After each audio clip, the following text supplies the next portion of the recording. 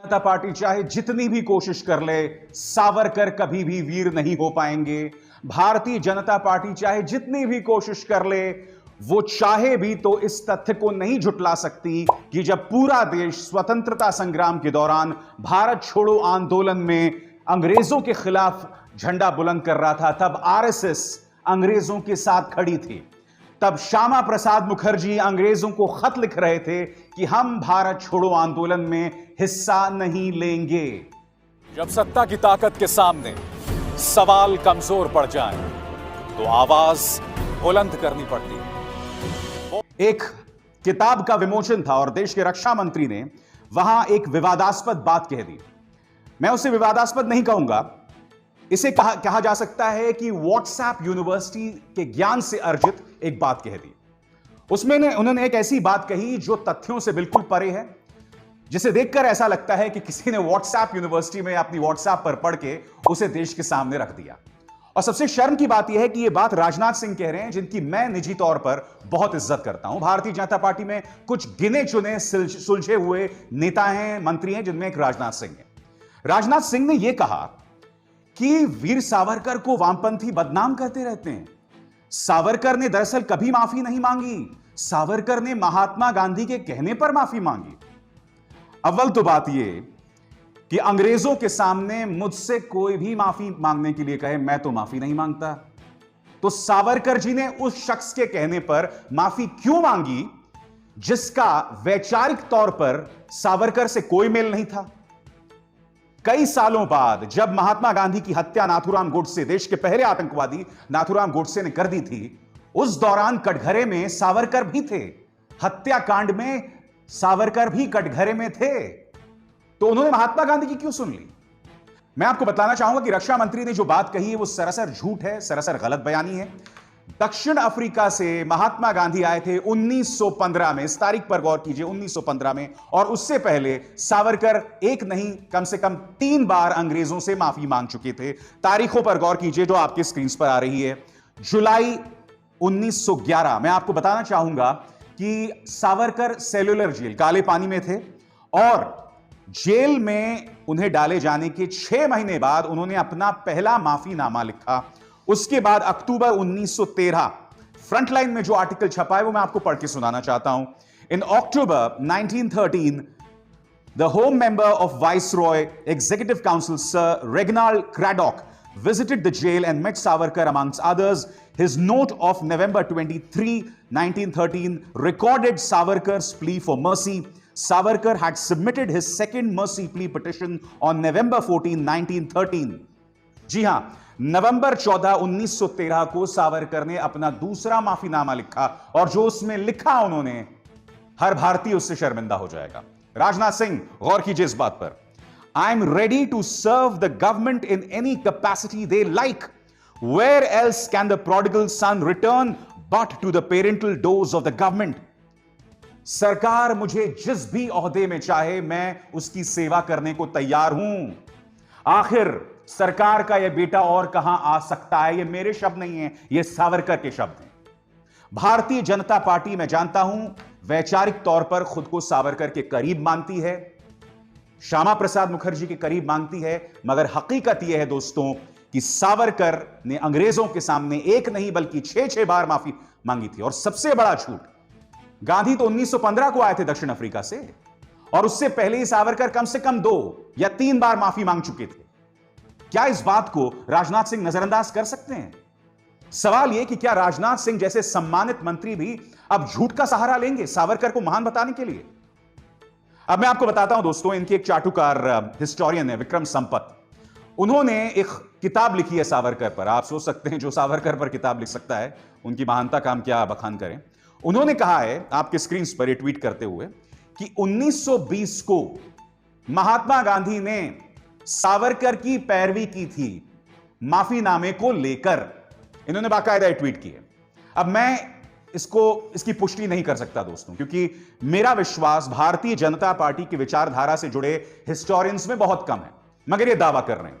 मगर मैं कुछ और कहना चाहता हूं। पहली बात तो आपका झूठ साबित हो गया, झूठ साबित हो गया कि सावरकर ने वाकई माफीनामा मांगा था।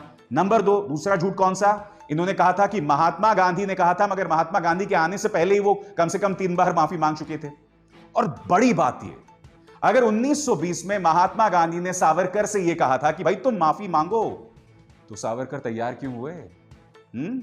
अंग्रेजों से माफी मांगने की आखिर क्या जरूरत थी माननीय सावरकर को? क्या हमें रक्षा मंत्री राजनाथ सिंह ये बात बतलाएंगे? और सबसे बड़ी बात, इतिहास पूरा बिखरा पड़ा है। आरएसएस ने जिस तरह से अंग्रेजों के साथ सहयोग किया, वो संस्था जो भारतीय जनता पार्टी की वैचारिक संस्था है, वैचारिक पूर्वज है। क्या आप मुझे बतला सकते हैं, जब देश भारत छोड़ो आंदोलन में शरीक हो रहा था, तब आरएसएस ने आखिर अंग्रेजों का साथ क्यों दिया? क्या राजनाथ सिंह जी का इस बात पर जवाब है कोई? क्या वो बतला सकते हैं कि 52 साल तक आरएसएस ने अपने नागपुर स्थित मुख्यालय में तिरंगा क्यों नहीं फहराया? और जब करीब 2001 या 2 की बात थी, जब 3 लोग नागपुर के मुख्यालय पहुंचकर तिरंगा फहराने की कोशिश करते हैं, तब आरएसएस ने उन 3 लोगों पर अदालत में केस कर दिया था। बताइए बताइए साहब, क्या इन हकीकतों से आप अपना मुंह मोड़ सकते हैं? मैं आपको बतलाना चाहता हूं दोस्तों, सावरकर की क्या विरासत है, गोडसे की क्या विरासत है। क्योंकि सावरकर का सिर्फ एक योगदान था। जब देश अंग्रेजों के खिलाफ संघर्ष कर रहा था, तब ये हिंदू राष्ट्र की कल्पना कर रहे थे, तब भी ये हिंदुओं और मुसलमानों को बांटने का प्रयास कर रहे थे। यह है काम सावरकर का, और उसकी विरासत मैं आपको बतलाता हूं। आपकी स्क्रीन पर यह आदमी है यति नरसिंहानंद सरस्वती। इसने, आप देखिए, एक बच्चे को पकड़ रखा है और यह बतला रहा है कि यह बच्चा किसी साजिश के तहत उनके मंदिर में आया और यहां पर एक साजिश के तहत मंदिर को टारगेट किया जाना था। क्या लिखता है आदमी, पढ़ के सुनाना चाहता हूं। आसिफ के बाद अब अनस आज 10 अक्टूबर 21 को रेकी करते हुए मंदिर के अंदर पकड़ा गया। ये मुसलमान के बच्चे ट्रेंड कातिल हैं और सुरक्षा के लिए लगाई गई पुलिस जाने कहां सोती रहती है, जो मुसलमान उन्हें नहीं दिखाई देते। दोस्तों, मैं आपको बतलाना चाहूंगा इस मुद्दे पर क्या कहा है खुद वहां की पुलिस ने। आपके स्क्रीन पर गाजियाबाद पुलिस का बयान आपके स्क्रीन पर। आज दिनांक 10/10/2021 को डासना देवी मंदिर के महंत श्री यति नरसिंहानंद सरस्वती, थाना मसूरी, जनपद गाजियाबाद के द्वारा ट्विटर पर अपलोड की गई वीडियो, जो अनस के संबंध में की गई है, कि जांच की गई तो तथ्य इस प्रकार पाए गए कि अनस सैफी पुत्र अलीमुद्दीन, निवासी उस्मान कॉलोनी डासना, थाना मसूरी, जनपद गाजियाबाद, उम्र करीब 10 वर्ष, की भाभी मोमिना, पत्नी सलमान, निवासी उस्मान कॉलोनी डासना, थाना मसूरी, जनपद गाजियाबाद, जो प्रेगनेंसी की अवस्था में मंदिर परिसर के बराबर बने CHC डासना में अपने इलाज हेतु आई और अनस उपरोक्त यहां की भौगोलिक स्थिति का ज्यादा जानकार नहीं है तथा आयु अवस्था बहुत कम है, वह ज्यादा पढ़ा लिखा भी नहीं है और मंदिर में काफी श्रद्धालु भी थे।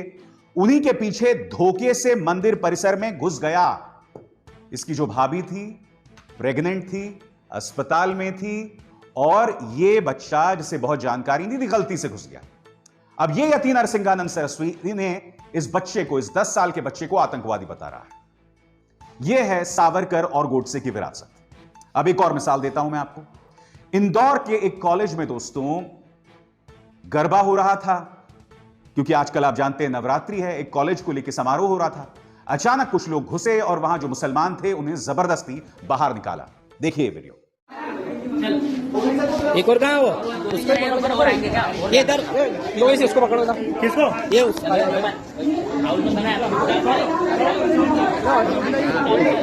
चलो भाई साहब, 4 नाम। दोस्तों, अगर तो कोई भारतीय जनता पार्टी का छुटभैया नेता इस तरह के बयान दे तो बात समझ आए, मगर जब राजनाथ सिंह इस तरह के गैर जिम्मेदाराना बयान, इस तरह की गलत बयानी करते हैं ना, तो बहुत दुख होता है। राजनाथ सिंह, मैं एक और विरासत बताता हूं आपको गोडसे और सावरकर की। भोपाल से आपकी सांसद प्रज्ञा, इन्होंने हमारे शहीद हेमंत करकरे का अपमान किया था। कहा था कि मैंने उस पर क्या सूतक लगा दिया था या शाप दे दिया था। एक शहीद को शाप दिया था। आतंकवाद में एक आरोपी जो इस वक्त संसद के अंदर है, यह है सावरकर और गोडसे की विरासत। और इस बात से मुंह कतई मत मोड़िएगा राजनाथ सिंह जी। दरअसल दोस्तों, दुख की बात यह है कि भारतीय जनता पार्टी के नेता एक के बाद एक अहम मुद्दों पर बयानबाजी कर रहे हैं और उलूल जुलूल बयानबाजी कर रहे हैं। अब आपकी स्क्रीन पर दोस्तों ये हैं पेट्रोलियम और नेचुरल गैस मंत्रालय के मंत्री रामेश्वर तेली। रामेश्वर तेली ये कह रहे हैं कि भाई पेट्रोल के दामों में जो बढ़ोतरी हुई है वो फ्री वैक्सीन की वजह से, यानी कि मुफ्त में जो वैक्सीन दी गई हैं उसकी वजह से हुई है। सुनिए क्या कह रहे हैं। পেট্রোলের দাম বেছি নহয়, টেক্স লগোৱা থাকে। আপোনালোক নিশ্চয় ভেকচিন লৈছে, এই ভেকচিনৰ পইচাবিলাক ক'ৰ পৰা আহিব? আপোনালোকতো দিয়া নাই ভেকচিনৰ পইচা। নিশ্চয় এই ভেকচিনৰ পইচাবিলাক তেনেধৰণে यानी कि यह बात प्रमाणित हो जाती है कि जो कोरोना में जो वैक्सीन लगाए गए वो मुफ्त नहीं थे।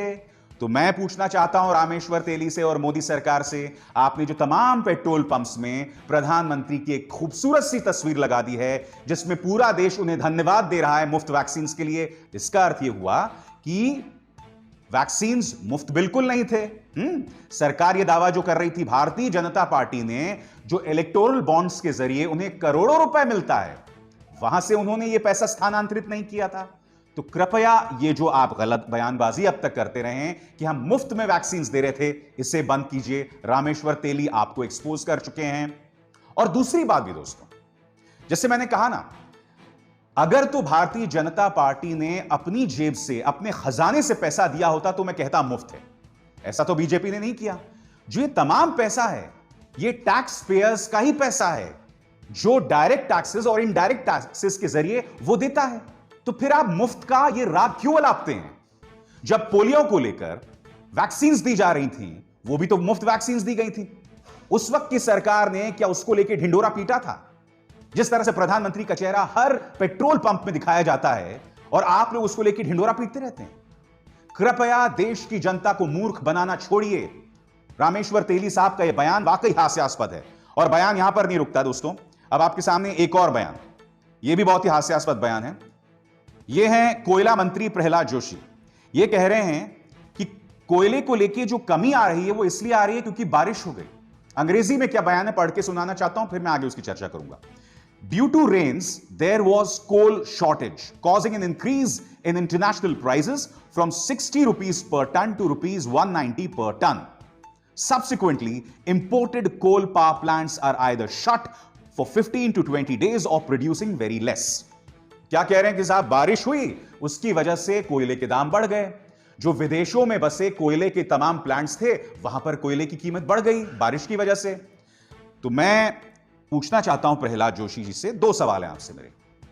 इस देश में पहली बार तो बारिश नहीं हुई है, 70 साल से बारिश हो रही है और पिछले 70 सालों में कई बार बारिश बहुत तेज हुई है। तो मैं आपसे समझना चाहता हूं कि 70 साल में ऐसे कितने मौके रहे हैं जब बारिश की वजह से कोयले के दाम बढ़ गए हों? बताइए प्रहलाद जोशी जी। और आपने जो इतना लंबा चौड़ा मंत्रालय बना रखा है, कहां है कंटिंजेंसी प्लानिंग? आप लोगों ने पहले से प्लान क्यों नहीं किया? क्या आपके दिमाग में यह बात नहीं चल रही थी कि अगर तेज बारिश होती है और उससे कोयले के दाम बढ़ते हैं तो कहां है आपकी प्लानिंग? किस बात के लिए आपकी सरकार है? किस बात के लिए देश की जनता ने आपको 350 सांसद दिए हुए हैं? तो चाहे रामेश्वर तेली हो या प्रहलाद जोशी, देश की जनता को कृपया मूर्ख बनाना छोड़िए, चाहे वैक्सीन के नाम पर या कोयले के नाम पर। आज जो बोल के लब आजाद है तेरे में मैंने आपके सामने मुद्दे उठाए, ये तीनों मुद्दे ये बतला रहे हैं कि चाहे सरकार के सम्मानित मंत्री हो, चाहे सरकार की छुटभैया नेता हो, ये सब देश को सिर्फ और सिर्फ भ्रमित करने का प्रयास कर रहे हैं और इसके अलावा कुछ नहीं। मगर हम आदत से मशहूर हैं दोस्तों। कार्यक्रम का नाम है बोल के लब आजाद है तेरे। हम बोलते हैं, हम वो मुद्दों पर आपके सामने बातें रखते हैं जिनका ताल्लुक आप यानी आम जनता के साथ है। आम जनता अगर आंखें मूंदी रहे, मुझे उससे कोई परवाह नहीं, मगर मैं अपनी बात लगातार कहता रहूंगा। अभिसार शर्मा को दीजिए इजाजत। नमस्कार।